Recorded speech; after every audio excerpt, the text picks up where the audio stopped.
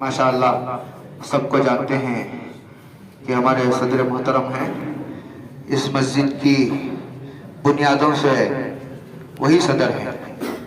ایسا بہت کم ہے کہ اللہ تعالیٰ نے کسی سے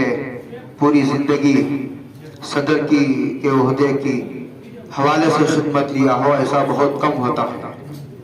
اللہ ان کی خدمات کو قبول فرمائے اور آخرت میں نجات کا اللہ ذریعہ بنا دے۔ ہمارے الحاج عبدالغفور صاحب ہیں، یہ بھی اس مدرسے کے بھی اور بے شمار مدرسے کے مخلص خادم ہیں۔ ہمارے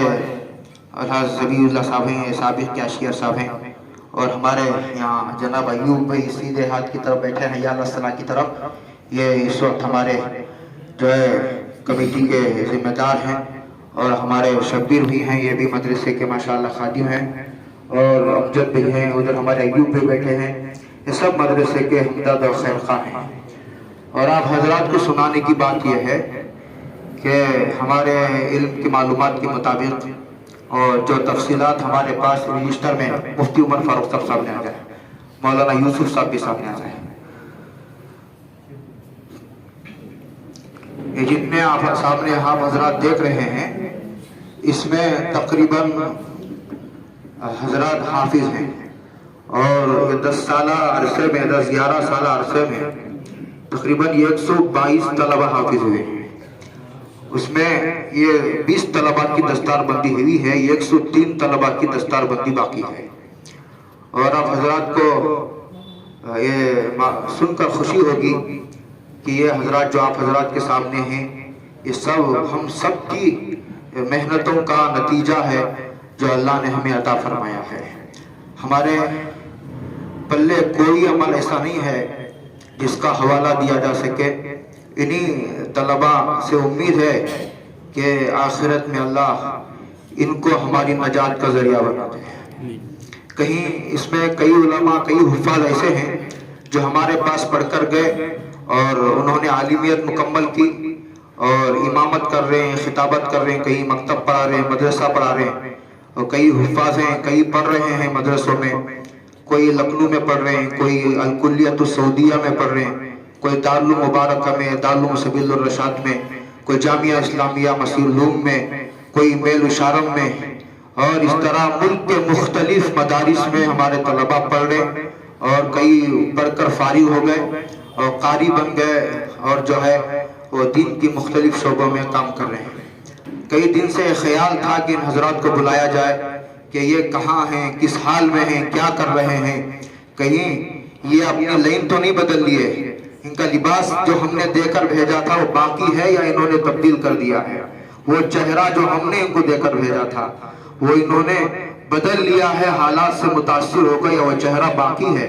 دیکھنے کے بعد بہت خوشی ہوئی کہ ان میں سے اکثروں کا چہرہ وہی ہے جو ہم نے دے کر بھیجا تھا، اکثروں کا لباس وہی ہے جو ہم نے ان کو دیا تھا، اور ان کو اس پر شکر بھی ہے کہ اللہ نے ہمیں علم کی دولت سے مالا مال فرمایا تھا۔ یہ بہت بڑی دولت ہے، اس لیے کہ حدیث میں آتا ہے جن کو ہم نے علم دیا، قرآن دیا، اس کے بعد بھی وہ کسی مالدار اور بادشاہ کو دیکھ کر یہ سمجھے کہ ارے میں تو غریب ہوں، قلاش ہوں، کنگال ہوں، تو حدیث میں آتا ہے کہ اس نے اپنے علم کی ناقدری کی ہے۔ میں ان کو وہی کہہ رہا تھا، ہمارے مولانا قاسم صاحب قریشی رحمت اللہ علیہ عجیب بات ہمیشہ بیان کرتے تھے، وہ کہتے تھے علماء کے مجمع میں تم دلہا ہو، کیا ہو؟ دلہا، تم اس دنیا کے دلہا ہو،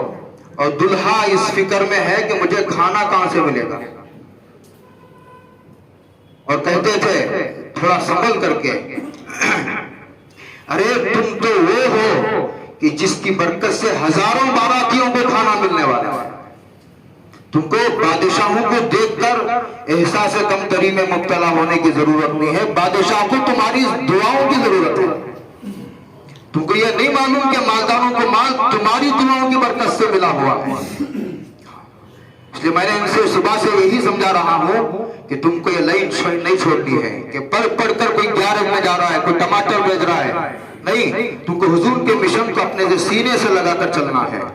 اور جہاں جاؤ اس علاقے میں لوگوں کو قرآن پڑھاؤ، قرآن سے جوڑو، اور مدرسے کی کوالٹی مینٹین کرو، مدرسے کے معیار پر مکتب چلاؤ، اور کھانے کی فکر نہ کرو، اللہ روزی دیں گے، اور عزت کی فکر نہ کرو، تمہیں عزت کی اللہ کوئی کمی ہونے نہیں دیں گے۔ اگر تمہیں عزت کی کمی پڑ جائے تو اللہ کہتی ہے وہ عزت مجھ سے لے لیجیے۔ اگر تمہیں روزی کی کمی پڑے تو تم میرے سامنے ہاتھ پھیلاؤ، ہم نے تم کو دعا کا راستہ سکھایا ہے۔ تو یہ ساری تفصیلات ہیں۔ ہمارا خیال تھا، ہم نے سب کو بلایا، اور ایک اندازے کے مطابق ہمارا اندازہ تقریباً 120 حفاظ ہیں، ناظرہ وغیرہ پڑے ہوئے تقریباً 200 ہیں۔ مفتی صاحب کے علم میں لانے کے لیے تقریباً 300 ساڑھے 300 طلبہ اب تک یہاں سے پڑھ کر فارغ ہو چکے ہیں، ماشاءاللہ مختلف علاقوں میں کام کر رہے ہیں۔ بیجاپور کے بھی ہیں، اس میں ہاسپیٹ کے بھی ہیں، اور اس میں زندگی کے بھی ہیں، اس میں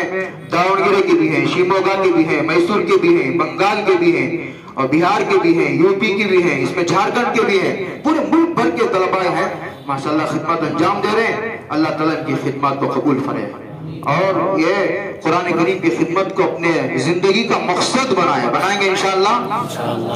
حضور کے مشن کو اپنا مشن بنائیں گے، جہاں کہیں پہ رہیں گے یہی کام کرتے کرتے مریں گے انشاءاللہ، ٹھیک ہے۔ اس کے بعد آخر میں ایک نعت شریف، چونکہ بات لمبی کرنے کا موقع نہیں ہے، ذمہ دار احباب یہاں تشریف رکھتے ہیں، ایک نعت شریف، ایک نعت ہوگی، اس کے بعد صدر محترم 2-4 منٹ آپ حضرات سے کچھ بولیں گے، اس لیے کہ ان کی خدمات کا بڑا حصہ ہے اس مدرسے سے وابستہ ہے۔ ہم لوگ پیدا بھی نہیں ہوئے تھے جب سے وہ اس مدرسے کے صدر ہیں، ہمیں سے کوئی طلبہ میں سے پیدا بھی نہیں ہوا تھا جب سے وہ صدر ہیں اس کے، بلکہ آپ کو معلوم ہو کر حیرت ہوگی کہ ہم سب کے مخدوم حضرت مفتی شعیب اللہ خان صاحب رحمت اللہ علیہ دامت برکاتہم، وہ بھی یہاں کے شعبہ اس کے طالب علم ہیں رہے۔ اسماعیل سیٹ صاحب کے زمانے میں صدر صاحب اس وقت بھی صدر رہے۔ ان سب کی خدمات میں اللہ تعالیٰ ان کا بھی حصہ کرے گا۔ ایک نعت شاہد کو دعوت دیتا ہوں، تکرار کے بغیر جلدی بہترین الفاظ میں نعت پڑھ دے، اس کے بعد انشاءاللہ صدر محترم 2 منٹ گفتگو کریں گے، اس کے بعد کھانا بالکل دسترخوان تیار ہے۔ اور میں نے ان کو یہ بھی کہا ہے کہ آپ حضرات اپنا دیکھو، میں نے ان کو ایک بات صبح سے جو ہے مختلف باتیں لکھ کر ترتیب وار نمبر وار، میں ہمیشہ نمبر وار بات کرنے کا عادی ہوں، لکھ کر صبح سے سمجھا رہا ہوں فجر کے بعد سے، اور وہی سمجھانے کے لیے ان کو بلایا گیا بھی ہے، اس لیے کہ ان کی حیثیت میرے لیے بچوں کی حیثیت ہے۔ میں ان سب کا باپ ہوں، ان کو میں نے بہت مارا ہے۔ اب یہ بڑے بڑی داڑیاں ہیں، ان کی لمبے امامے ہیں، اور لمبے ان کی زلفیں ہیں، ان کو میں نے بہت مارا ہے۔ اب 2 سال ہوا حاجی صاحب میں مارنا چھوڑ دیا ہوں، جب سے بزرگوں کے ہاتھ پر توبہ کی ہے مارنا چھوڑ دیا ہے۔ ان سب کی خدمات ہیں، ان کو میں نے یہ سمجھایا ہے کہ دیکھو، جس آدمی کی جس کی عظمت دل میں ہوتی ہے آدمی اس کی نقل اتارتا ہے۔ تو حضور کی عظمت ہمارے دل میں ہے تو ہم حضور کو آئیڈیل بنانا چاہیے۔ اگر کوئی آدمی حضور کو چھوڑ کر دوسرے کو آئیڈیل بنا رہا ہے تو اس کا مطلب یہ ہے کہ اس کا دل حضور کی عظمت سے خالی ہے، اس کو حضور کا چہرہ پسند نہیں ہے، اس کو حضور کا لباس پسند نہیں ہے، اس کو نظر ثانی کرنے کی ضرورت ہے، اور اسے سجدے سہو کرنے کی ضرورت ہے۔ اب بھی وقت ہے، ابھی کچھ نہیں ہوا، یہ صبح سے میں ان کو سمجھا رہا ہوں، اور یہ سمجھا رہا ہوں کہ جب تم اس میں جاؤ گے تو تمہیں دعا کے راستے سے کام لینا ہوگا۔ حالات آئیں گے، بیمار ہوگی، بچے بیمار ہوں گے، پیسے نہیں ہوں گے، تب آدمی سوچتا ہے یہ آزمائش کا وقت ہے کہ اس لین سے ہٹ جائیں گے، کاروبار کریں گے، تمہیں جمے رہنا ہے، اس میں دعاؤں سے کام لینا ہے۔ تم اس کو چھوڑ کر پڑھ کر ٹماٹر بیچو گے، تم دنیا کے کاروبار میں لگو گے تو یہ حضور کا لگایا ہوا گلستان باغیچہ تباہ برباد ویران ہو جائے گا۔ میں تجارت کرنے کی مخالفت نہیں کر رہا، میں صرف یہ بتا رہا ہوں کہ ایسی تجارت کہ جو منصب کے تقاضوں سے ٹکراتی ہو، ایسی تجارت جو منصب کے تقاضوں سے ٹکراتے ہو، یہ ہمارا منصب ہے، یہ ہماری امانت ہے، یہ ذمہ داری ہے، دارالعلوم دیوبند ایک مشن ہے، تحریک ہے، یہ مدرسہ نہیں ہے۔ تو جب اس نے ہم کو پڑھایا، اخیر میں بھیجتے وقت یہ کہا تھا کہ بچوں تم جا رہے ہو، مجھے یاد ہے مفتی سعید صاحب کا وہ جملہ کہ بچوں تم جا رہے ہو تو ہم تم کو یہ ذمہ داری دے کر بھیج رہے ہیں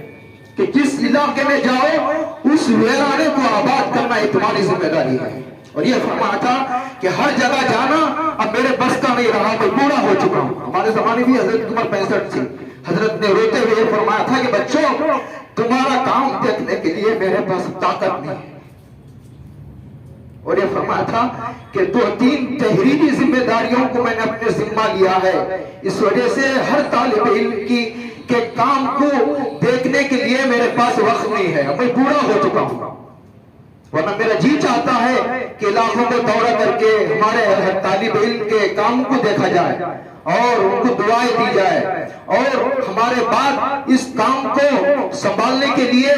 کن اسباب کو اختیار کرنا ہوگا وہ میں سمجھاؤں، لیکن میں اتنی میرے اندر طاقت نہیں ہے، میں بوڑھا ہو چکا ہوں۔ یہ حضرت نے بالکل آخری سبق میں فرمایا تھا، اور یہ فرمایا تھا دارالعلوم دیوبند مدرسے کا نام نہیں ہے، یہ وہ تحریک ہے، وہ مشن ہے جس کی بنیاد ساقی کوثر نے رکھی تھی،